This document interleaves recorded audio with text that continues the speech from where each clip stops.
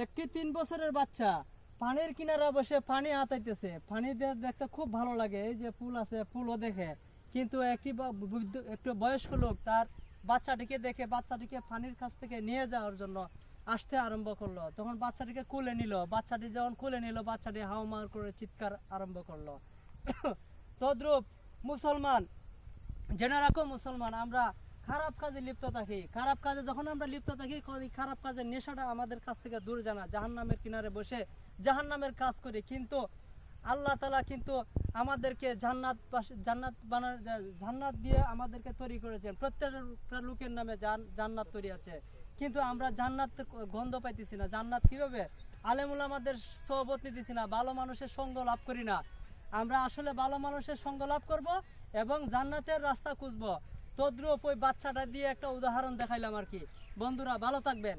ওকে, আল্লাহ হাফেজ।